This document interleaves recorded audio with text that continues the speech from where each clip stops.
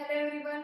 As I have told you in my previous video, that in next video I am going to teach you personal pronouns in details. Okay, so हम इस video में personal pronouns को details में पढ़ेंगे. देखिए बहुत easy है, जैसे कि मैंने आपको कहा था नाउन के वीडियो में, नाउन के जैसे नंबर होता है, जेंडर होता है और केसेस होते हैं, तो वैसे ही प्रोनाउन के भी नंबर, जेंडर एंड केसेस होते हैं.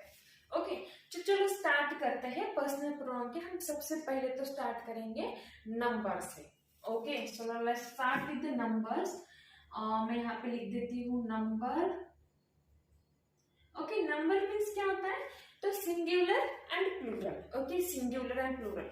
पहले मैं प्रोनाउंस लिख देती हूँ. तो पर्सनल प्रोनाउंस कौन सी है? I, we, they, you, he, she and it. इतने ही आपके पर्सनल प्रोनाउंस. अब हम देखेंगे कि इसके नंबर कौन से. नंबर मीन्स सिंगुलर प्रोनाउन कौन सा है, प्लूरल कौन सा है. ओके, अब आई जो है वो है सिंगुलर, वी है वो है प्लूरल, दे भी है प्लूरल, यू. अभी आपको एक थोड़ा सा कंफ्यूजन हुआ होगा कि यहाँ पे एक सिंगुलर और एक प्लूरल, यानी कि यू डबल डबल कैसे लिखा है, तो उसमें भी एक सिंगुलर एक प्लूरल है, वो भी मैं आपको एक्सप्लेन करती हूँ. ही है आपका सिंगुलर, देन शी भी है सिंगुलर, और इट है वो भी है सिंगुलर. देखिए हम सिंगुलर प्रोनाउंस उन्हीं प्रोनाउंस को बोलते हैं, सिंगुलर प्रोनाउंस जिनको हम यूज करके किसी भी सिंगुलर नाउन की जगह पे हम उनको यूज करते हैं, किसी भी सिंगुलर नाउन की जगह पे. ओके, अब देखिए यहाँ पे मैंने लिखा है यू. मैंने जो भी कहा था दो यू कैसे, तो एक यू है सिंगुलर, एक यू है प्लूरल. ओके, फॉर एग्जांपल देती हूँ. अगर मैं क्लास में हूँ और क्लास में मुझे किसी एक बच्चे को बोलना है यू आर क्लेवर, तो इट इज ओके. मैं एक बच्चे से बात कर रही हूँ इसलिए मैंने यू यूज किया वहां पे. लेकिन मुझे क्लास के सारे बच्चों से एट अ टाइम बात करना है, तो क्या मैं इंडिविजुअली जाके you are clever, you are clever, you are clever ऐसे बोलूंगी? ऑफ कोर्स नहीं बोलूंगी. तो मैं उनको सारे बच्चों को एक ही साथ बोलूंगी यू आर क्लेवर. तो इसलिए एक यू जो है वो है सिंगुलर और एक यू जो है वो है प्लूरल. ओके, अभी सिंगुलर प्लूरल ये नंबर कैसे डिसाइड होते हैं, तो सिंगुलर प्लूरल ये जो नंबर्स हैं हम प्रोनाउन किस नाउन के लिए यूज कर रहे हो उसके ऊपर से डिसाइड होता है. आई यानी कि होता है मैं, तो मैं यानी कि मैं तो अकेली हूँ ना, मैं अकेली हूँ, जो भी होगा वो पर्सन अपने खुद के लिए अकेला ही होगा, तो उसके लिए हम वहां पे सिंगुलर. वी यानी कि हम सब जब बोलते हैं हम सब में वी में हम खुद भी आते हैं, तो वो हो गया प्लूरल. दे यानी कि वो, ये प्लूरल है जब कोई दूर है. For example childrens are playing, तो मैं क्या बोलूंगी, चिल्ड्रन निकाल के दे आर प्लेइंग, तो प्लूरल है. देन यू का तो मैंने अभी आपको बता दिया है. ही यानी कि हम ये प्लूरल सिंगुलर है लेकिन हम ये लड़के के लिए यूज करते हैं, कोई भी एक लड़का है तो उसके लिए हम ही यूज करेंगे. देन वैसे ही लड़की के लिए हम शी यूज करेंगे. ओके, ही, शी, इट, ये जो तीनों है वो है सिंगुलर. तो आपको ये ध्यान में रखना है, ये ध्यान में रखना जरूरी है, बिकॉज जैसे हम टेंस स्टार्ट करेंगे तो ये बहुत ही इंपॉर्टेंट क्वेश्चन है टेंस के लिए. ओके, अब ये हो गया नंबर का. चलो हम इसका करते हैं पर्सन स्टार्ट करते हैं. ओके, पर्सन यानी कि क्या होता है, first person, second person, third person, ऐसा. अब हम फर्स्ट पर्सन किसे बोलेंगे, सेकेंड पर्सन किसे बोलेंगे और थर्ड पर्सन किसे बोलेंगे. ओके, तो चलो बता देती हूँ. जब बात करने वाला होता है, जो भी कोई बात करने वाला होता है वो होता है फर्स्ट पर्सन, जिसमें हम खुद आ रहे हैं वो होता है फर्स्ट पर्सन. जो बात सुनने वाला पर्सन है वो होता है सेकेंड पर्सन, और जिसके बारे में बात हो रही है जो फिजिकली यहाँ पे प्रेजेंट नहीं हो उसको हम बोलते हैं थर्ड पर्सन. ओके, जिनको ऐसे समझने में दिक्कत जाती हो वो डायरेक्ट लर्न कर लो, जिनको समझ में आ रहा है then it is well and good. Okay, चलो देखते हैं. आई जो है हम खुद के बारे में बात कर रहे हैं, मैंने अभी कहा था, तो वो होता है फर्स्ट पर्सन. ओके, ये है आपका फर्स्ट पर्सन. नेक्स्ट है वी. अब वी यानी कि अगर मैं बोल रही हूँ कि वी आर प्लेइंग में मैं तो खुद भी आ रही हूँ, मैं खुद भी खेल रही हूँ। ऐसे हो रहा है क्या कि कोई बच्चे उधर दूर खेल रहे हैं और एक बच्चा बाजू में आके बोल रहा है कि वी आर प्लेइंग, वो तो नहीं खेल रहा लेकिन वो बोल रहा है वी आर प्लेइंग। नहीं, तो वो बच्चा जब खुद उन बच्चों में जाके खेलेगा, यानी कि जब वो खुद के बारे में खुद को उस वी में इन्वॉल्व करेगा तो वो हो जाएगा फर्स्ट पर्सन। तो ध्यान में रखना है आई और वी होता है फर्स्ट पर्सन। ओके,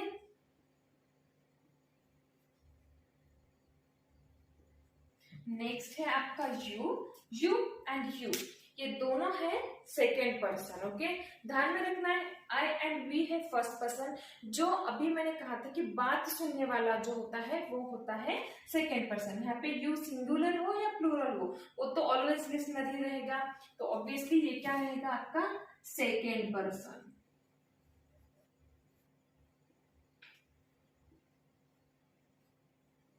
ओके, बाद में जो रिमेनिंग है वो सारे के सारे थर्ड पर्सन। क्यों थर्ड पर्सन है? बिकॉज इनके बारे में बात हो रही है। फॉर एग्जाम्पल कोई दो बंदे हैं जो बात कर रहे हैं और वो बात कर रहे हैं कि ही इज प्ले। अब सपोज हम समझ लेते हैं कि ए नाम का कोई पर्सन है जो कि बी से बात कर रहा है, वो बोल रहा है कि ए जो है वो बी से बोल रहा है कि ही इज क्लेवर। ओके, ए जो है वो बी से क्या बोल रहा है, ही इज क्लेवर। ये दोनों किसके बारे में बात कर रहे हैं?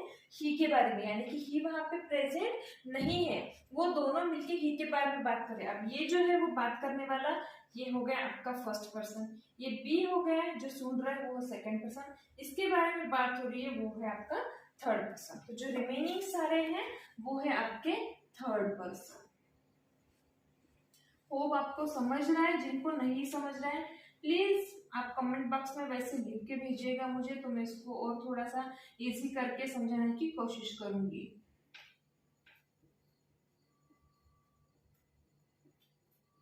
ओके, देखिए मैंने आपको यहाँ पे उनके नंबर्स बताए हैं और बाद में मैंने पर्सन्स बताया है।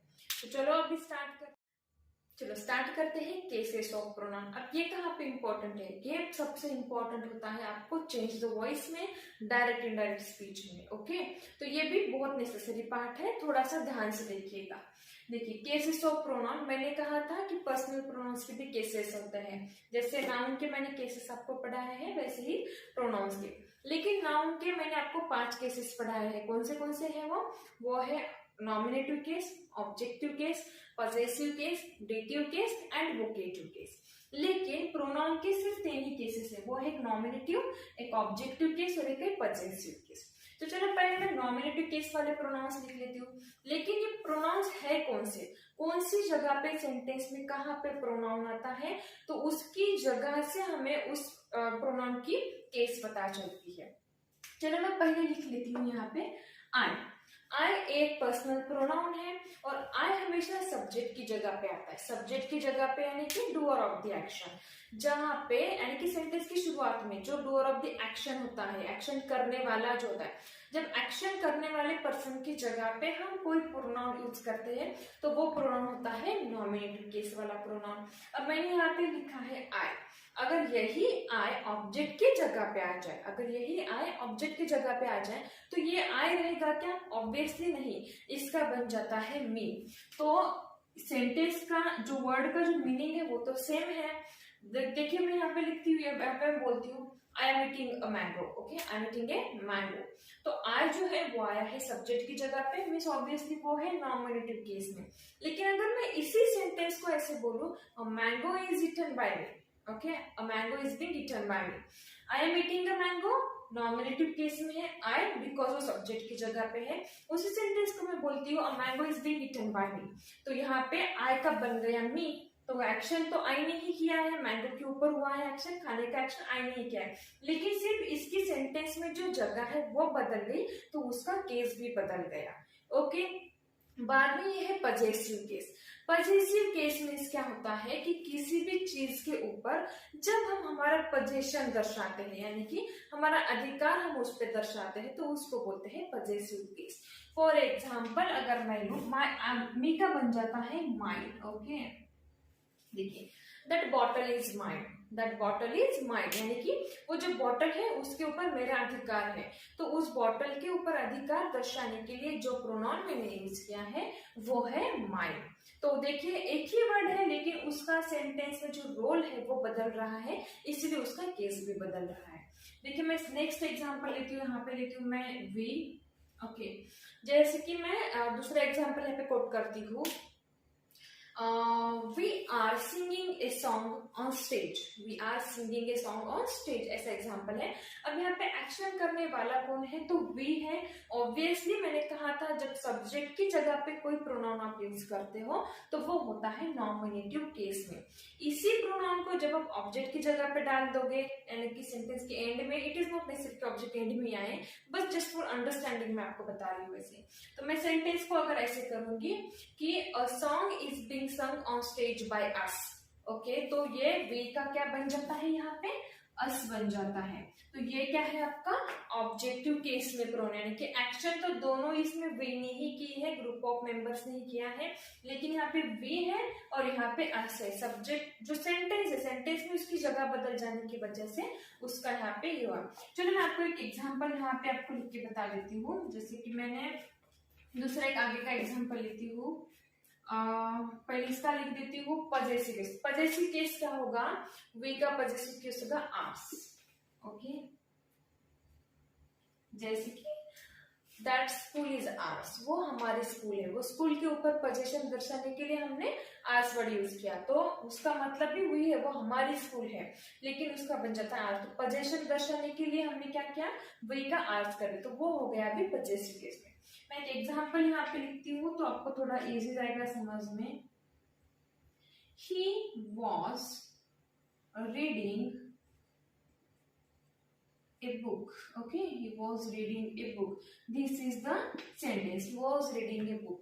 अगर मैं इसी सेंटेंस को ऐसे लिख दूँ, a book was being read by him. Okay, a book was being read by him.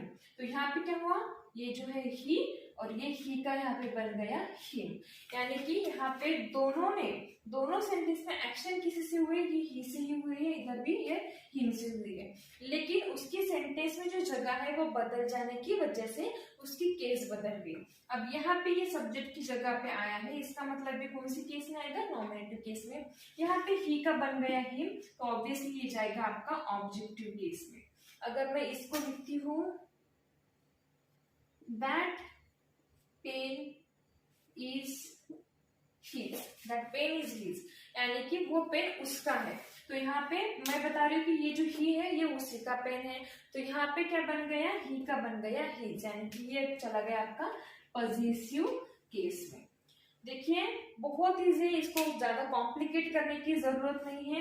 किसी भी वर्ड का उसके सेंटेंस में, वो जो सेंटेंस हम लिखेंगे, सेंटेंस में उसका क्या रोल है, वो कौन सी जगह पे आता है, इसके हिसाब से ही हम उसको उसकी केसेस बताएंगे। ओके, चलो नेक्स्ट मैं आपको देती हूँ शी जो है तो इसका आता है ऑब्जेक्टिव केस में हर,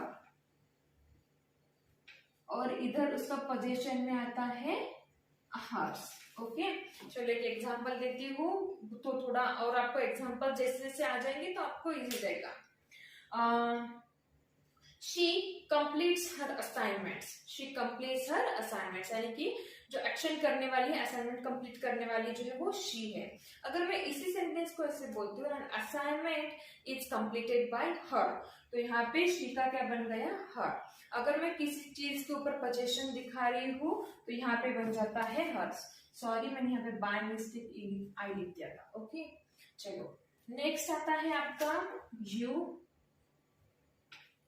इसका जो ऑब्जेक्टिव केस है, इसका ऑब्जेक्टिव केस में भी यू ही रहेगा। चलो मैं यहाँ पे बताती हूँ, you are telling a story, a story is being told by you, तो यू ही रहेगा। ऑब्जेक्टिव हो या पॉजिटिव, नॉमिनेटिव, सिंगुलर प्लूरल दोनों का इसका यू ही रहेगा। ओके, हाँ, और इसका इधर बन जाता है योर्स। ओके, नेक्स्ट आपका प्रोनाउन है दे। दे का ऑब्जेक्टिव केस में बनता है देम और पजेसिव में बनता है देयर। ओके, एक लास्ट प्रोनाउन रह गया है, वो है इट। इसका ऑब्जेक्टिव केस में भी रहेगा इट और इधर पजेसिव में बन जाएगा इट्स। ओके, देखिए बहुत इजी है, इसको आपको लर्न करना ही पड़ेगा। जो एक्शन हम जो सेंटेंस में वर्ड का जगह है, ओके, सेंटेंस में वर्ड की जो जगह है उसके ऊपर से इसके केसेस हम डिसाइड कर रहे हैं, उसकी जगह और वो क्या रोल प्ले कर रहा है। वो सेंटेंस में जो भी रोल प्ले करेगा उसके अकॉर्डिंग ही उसकी जगह बनेगी। तो नाउन के हम 5 केसेस पढ़े, लेकिन प्रोनाउन के यहाँ पे सिर्फ 3 ही केसेस है। चलो थैंक यू, आज की वीडियो में बस इतना।